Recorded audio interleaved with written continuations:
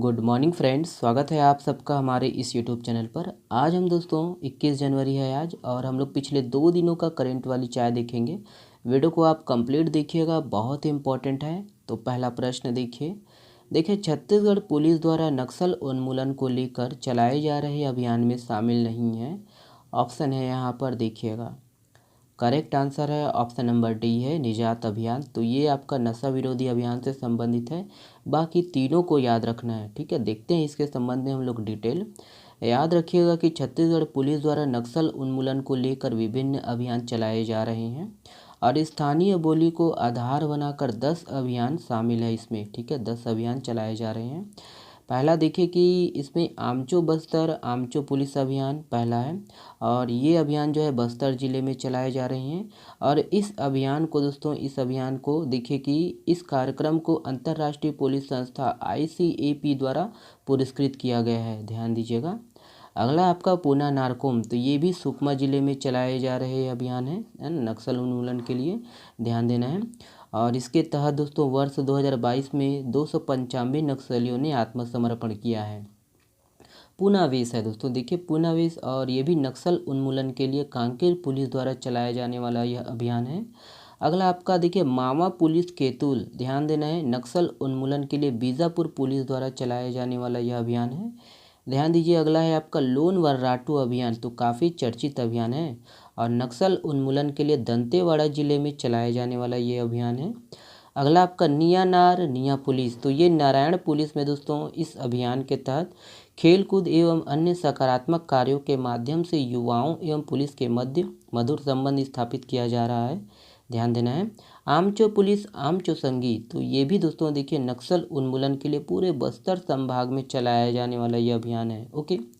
अगला देखिए मनवा नवानार, तो ये दोस्तों बस्तर संभाग के प्रत्येक गांव को समग्रित विकास केंद्र के रूप में दोस्तों बदलने का लक्ष्य लेकर यह अभियान चलाया जा रहा है। अगला आपका देखिए मामा गिरधा कोंडानार, तो ये नक्सल उन्मूलन के लिए कोंडा गांव में चलाए जाने वाला अभियान है, ध्यान दीजिए। बस्तर तामाटा, तो ये माओवादी संगठन के जन विरोधी कार्यों को उजागर करने के लिए यह प्रचार अभियान चलाया जा रहा है। तो ये जितने भी अभियान है दोस्तों नक्सल उन्मूलन के लिए है और इम्पोर्टेंट है, ध्यान दीजिए। एसआई के लिए तो है ही, PSC के लिए भी बहुत ही इम्पोर्टेंट है, ओके। चलिए अगला प्रश्न देखिए केंद्रीय स्वास्थ्य मंत्रालय की ओर से यूविन पोर्टल लॉन्च किया गया, इसमें छत्तीसगढ़ से कौन से जिला शामिल है? ऑप्शन है यहाँ पर, और करेक्ट आंसर है ऑप्शन नंबर सी है, उपरोक्त दोनों। ध्यान देना है, राजनांदगांव और महासमुंद दोनों। तो ये आपका राजनांदगांव और ये आपका महासमुंद दोनों, ठीक है। ध्यान दीजिएगा दोस्तों, याद रखना है कि 17 जनवरी 2023 को केंद्रीय स्वास्थ्य मंत्रालय की ओर से दिल्ली से दोस्तों यूविन पोर्टल लॉन्च किया गया, और लॉन्च होने के बाद दोस्तों छत्तीसगढ़ में पहली वैक्सीन राजनांदगांव में लगेगी, और इसमें छत्तीसगढ़ से राजनांदगांव और महासमुंद जिला शामिल है। राजनांदगांव में दोस्तों 4 जगह पर सॉफ्ट लॉन्चिंग किया जाएगा, और इसके बाद पूरे ज़िले में दोस्तों इसे लॉन्च किया जाएगा, ध्यान देना है दोस्तों कि यूविन पोर्टल हेतु देश में दोस्तों केवल 65 जिलों को चयन किया गया है, और यूविन पोर्टल लॉन्च होने से नियमित टीकाकरण की सभी जानकारी ऑनलाइन रहेगी, ध्यान देना है। और देश भर में दोस्तों यूविन पोर्टल लॉन्च किया जा रहा है। इस यूविन पोर्टल के माध्यम से न सिर्फ गर्भवती माताओं बल्कि बच्चों के जो है टीकाकरण का भी पूरा रिकॉर्ड रखा जाएगा, ओके। ध्यान दीजिएगा दोस्तों, ये सब इम्पोर्टेंट है, ओके। पॉइंट जो है ये वाला प्रश्न तो बहुत ही इम्पोर्टेंट है, ध्यान देना है।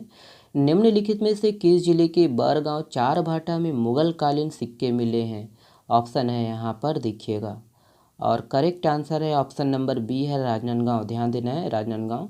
याद रखिएगा दोस्तों कि राजनांदगांव के डोंगरगांव ब्लॉक के ग्राम बारगांव चारभाठा में नल जल योजना के तहत दोस्तों पाइपलाइन के लिए हो रही खुदाई के दौरान मुगल कालीन सिक्के मिले हैं, और इन सिक्कों की जो संख्या 65 है, और ज़्यादातर जो सिक्के हैं वो चांदी के हैं, ध्यान देना है। ये जो सभी सिक्के हैं वो एक पात्र में रखे हुए थे, और इस पात्र में दोस्तों चांदी के 65 सिक्के, 2 एंठी और 3 जो है अन्य आभूषण शामिल है। सभी में मुगल कालीन अरबी भाषा में कुछ शब्द लिखे हुए हैं, और ये सभी सिक्कों को दोस्तों महंत घासीदास राजकीय संग्रहालय को प्रदान कर दिया गया, सौंप दिया गया है, ओके।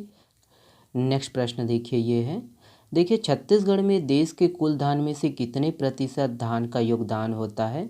ऑप्शन है यहाँ पर देखिएगा। करेक्ट आंसर है ऑप्शन नंबर आपका ए सही है, 5.59%। ध्यान देना है, 5.59%। याद रखिएगा दोस्तों कि छत्तीसगढ़ में देश के कुल धान में से 5.59% धान का योगदान होता है। और देश में धान उत्पादन के मामले में दोस्तों छत्तीसगढ़ 8वें स्थान पर है। यहाँ 23,000 से अधिक धान की जो है किस्में संरक्षित है। ध्यान दीजिएगा, है ना। तो ये डाटा 31 जनवरी के बाद बदल जाएगा, तो सिर्फ ये आपकी नॉलेज के लिए है। देखिए छत्तीसगढ़ सरकार ने 22 लाख से ज़्यादा किसानों से अब तक 1 करोड़, है ना, 100 लाख टन से ज़्यादा धान जो है खरीद लिया है। और धान खरीदी की जो अंतिम तिथि है 31 जनवरी है। किसानों को अब तक जो है सरकार की ओर से 21,000 करोड़ रुपए का जो है भुगतान हुआ है, ध्यान देना है। और पिछले साल वर्ष, है ना, पिछले साल जहां दोस्तों 24.46 लाख हेक्टेयर में रकबा पंजीकृत था, वहीं इस साल धान बेचने वाले किसानों ने 32.16 लाख हेक्टेयर रकबे का पंजीयन कराया है। ठीक है, तो ये वाला डाटा ध्यान दीजिएगा, है ना। चलिए अगला प्रश्न देखिए, ये है। देखिए रायगढ़ जिले के किस क्षेत्र में 200 फुट की ऊंचाई पर स्थित शैलाश्रय में प्रागैतिहासिक कालीन शैलचित्र प्राप्त हुए हैं? ऑप्शन है यहाँ पर देखिएगा। करेक्ट आंसर है ऑप्शन नंबर ए है, धर्मजयगढ़। ध्यान देना है, धर्मजयगढ़। याद रखिएगा दोस्तों कि हाल ही में छत्तीसगढ़ में गुफा अन्वेषण और शैलचित्र खोज के लिए विख्यात प्रोफेसर DS मलिया को रायगढ़ जिले के धर्मजयगढ़ में 200 फुट की ऊंचाई पर स्थित शैलाश्रय में प्रागैतिहासिक कालीन शैलचित्र प्राप्त हुए हैं। ध्यान दीजिएगा कि रायगढ़ जिले में अभी तक कबरा पहाड़, सिंघनपुर, उंगना, उषाकोटी, बसनाझार, बोतलद्दा सहित कुछ अन्य स्थानों से शैलचित्र प्राप्त हुए हैं, जो राज्य संस्कृति एवं पुरातत्व विभाग द्वारा चिन्हांकित है। ध्यान दीजिएगा दोस्तों कि प्रोफेसर DS मलिया द्वारा 1994 से गुफा अन्वेषण अभियान चलाया जा रहा है और 16 अन्य स्थानों पर दोस्तों प्रागैतिहासिक कालीन शैलचित्र की खोज की गई है, जिसमें 2003 में दोस्तों देखिए, है ना, सोखामुड़ा की पंचभया पहाड़ी श्रृंखला से प्राप्त बंधन खो गुफा के शैलचित्र सबसे महत्वपूर्ण है। और वहीं ध्यान देना है कि राज्य में सर्वप्रथम चित्रित शैलाश्रयों की जो खोज है सन 1910 में अंग्रेज अनुसंधानकर्ता एंडरसन के द्वारा की गई थी। ओके, ये सब पॉइंट है इंपॉर्टेंट, ध्यान देना है। चलिए ये वाला प्रश्न देखिए राष्ट्रीय स्वास्थ्य प्राधिकरण के निदेशक के रूप में किसे नियुक्त किया गया है? ऑप्शन है यहाँ पर, और करेक्ट आंसर है ऑप्शन नंबर डी है, प्रवीण शर्मा जी। ध्यान देना है, डी ऑप्शन सही है।